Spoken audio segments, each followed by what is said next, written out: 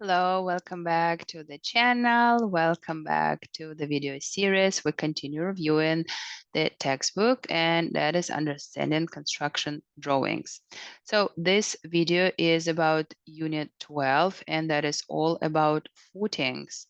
And if you have been watching the series, you remember that actually this is one of the subchapters in part 2, and the units are set up in the kind of like logical construction sequence. So please follow along, and please let me know in the comments if you find this helpful. So what is the most important here? We know that every component of a building must be installed or built in the exact location and with the exact dimensions intended by the designer, or they need to be in conformance with the construction documents. So, excuse me, if a supporting column is only slightly too high or slightly too short, the structure the column supports will not align properly with the rest of the building. And that may become a problem later or just right after the building is constructed.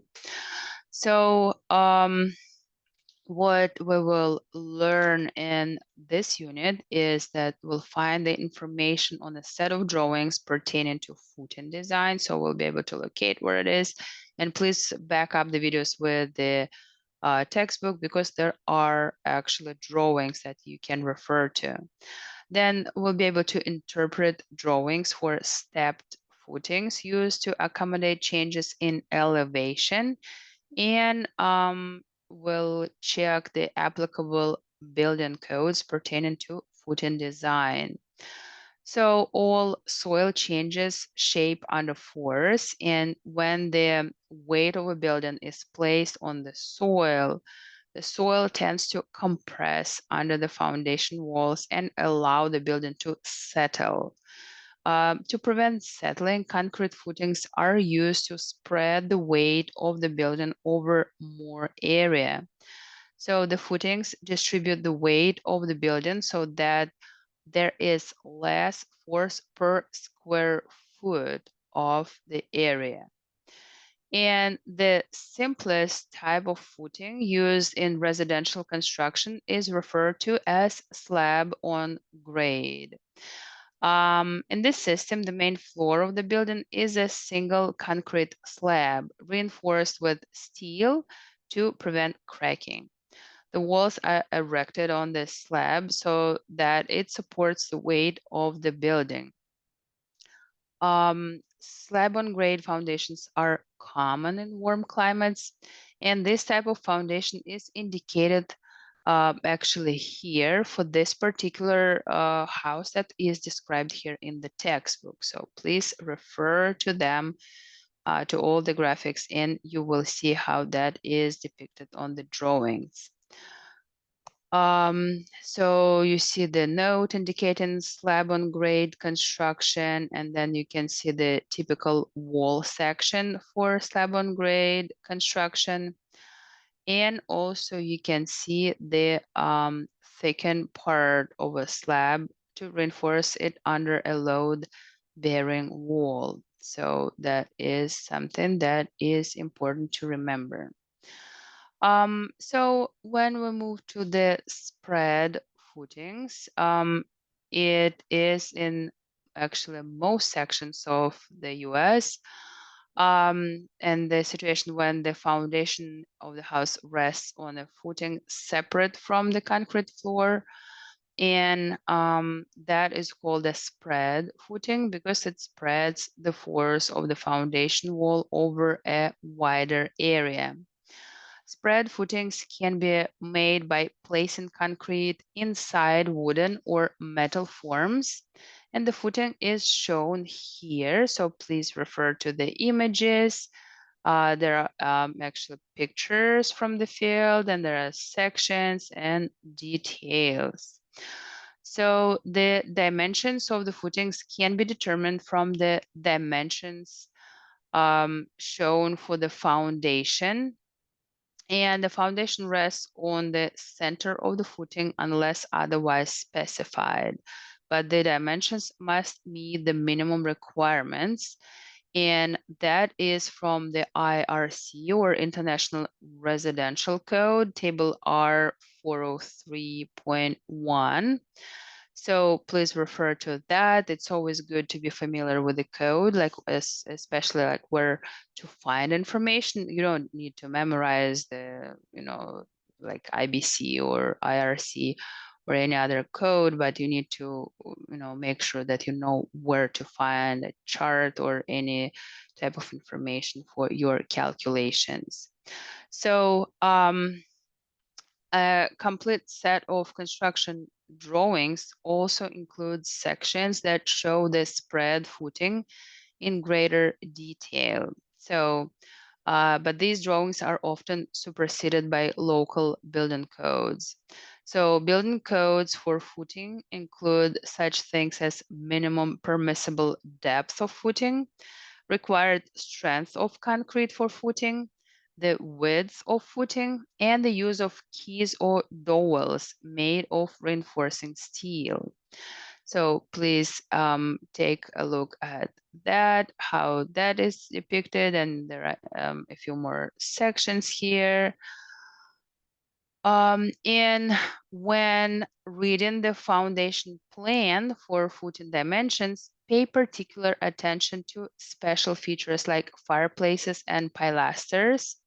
And you remember that pilasters are thickened sections of the foundation wall that add strength to the wall. So basically, it's like columns, kind of like half buried into the walls. The footing in these areas where the pilasters are will be wider and maybe deeper than under straight sections of foundation wall. And there are times when a footing or foundation wall must be crossed or penetrated by a utility line.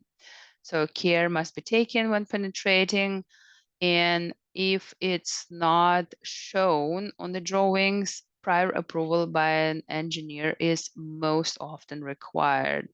And the building code probably regulates how it can be done. So please always check with your local authority having jurisdiction, and always have a specialist designing the footings and designing the penetrations. So let's move to the column pads. So where steel columns, masonry piers, and wooden posts are used in the construction, a special concrete pad is indicated on the foundation plan. So again, take a look at the details here. You can see how that appears as a rectangle, and how that is shown pictorial. So when we talk about reinforcement, we need to remember that column pads, footings, and other structural concrete frequently include steel reinforcement. So footing reinforcement is normally in the form of steel reinforcement bars or rebars. And reinforcement bars are designed by their diameters in eighths of an inch. So if the size is 8, that means the diameter in inches is 1 inch or 8/8. So please pay attention to this rebar chart, and you can find that like in the internet or somewhere else, but please remember that size 8 is not actually 8 inches, it's just 1 inch, and so on. Or for example, like size designation 4 means 0.5 inches, so it's half inch respectively. So when we talk about the depth of footings, in many sections of North America, the moisture of the in the surface freezes in the winter. So as this frost forms, it causes the earth to expand. And the force of this expansion is so great that if the earth under the footing of a building is allowed to freeze, it either cracks the footing or moves the building, or both. To eliminate this problem, the footing is always placed below the depth of any possible freezing. And this depth is called the frost line. So there is a map showing the average frost depth in the US. So the frost average line vary from 5 inches to 100 inches, so a few feet. And two methods are commonly used to indicate the elevation or depth of the bottom of the footing. So the easiest way is um, to interpret is for spot elevations to be given as key points on the elevation drawings, where elevations are given in this manner. The tops of the footing forms are leveled with the leveling instrument using a benchmark for reference.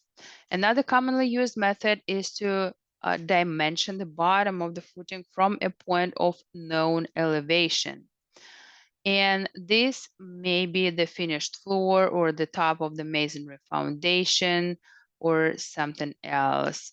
So footings and other features marked with a reference symbol, and it's called a datum symbol, and they are to be used as reference points for other dimensions. And please make sure that you're familiar with that. It's like a circle divided into four quarters. Two of them are black, two of them are white. So you won't miss that definitely on the drawing. So, and we're continuing with the stepped footings.